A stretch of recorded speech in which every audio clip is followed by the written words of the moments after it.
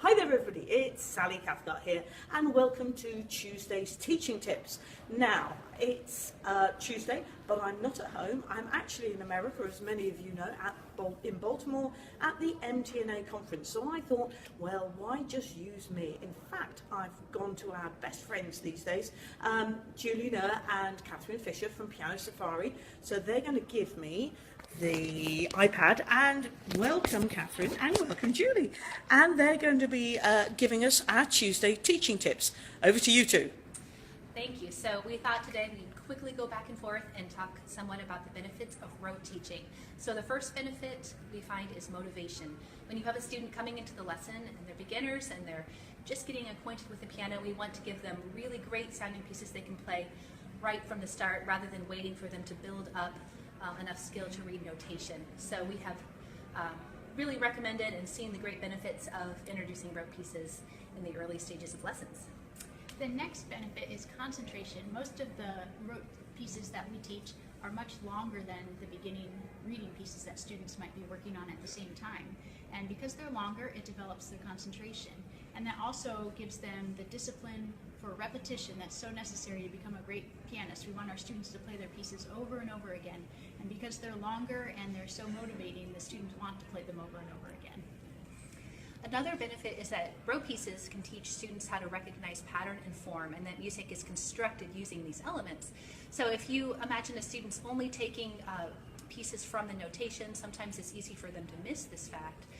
Whereas if you teach them a rote piece, they're learning it by modeling you, and you are introducing it to them using patterns. So in this way, they memorize it almost instantly and think of the larger patterns and form of the piece as they perform it. One of the big benefits of rote teaching is developing technique, because students can concentrate on the gesture they're making without being distracted by having to decode a written score, so they can learn the motions by rote and then apply them to their pieces. And this is a fun one to talk about. Another benefit is it will help their reading if they work on rote pieces. And this seems very counterintuitive, but we found that if their technique is better, they have more patterns in their hands and their ears are developed, they will bring these skills that they already have as they learn reading pieces. So when they're decoding the score, they already have the technique necessary in order to play it successfully instead of trying to think of both things at once. And the last one we wanted to highlight today is creativity.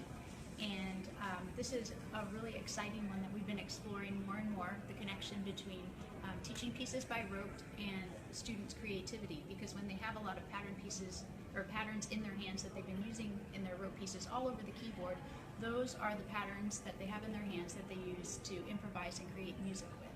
And so it's just really fun to see what they come up with, and usually I'm teaching and trying to explain something during the lesson, and the student will be doodling on the piano and coming up with all sorts of exciting ideas that we later put in pieces. Okay, thank you both of you. I'm just going to give it back. So can we swap over again?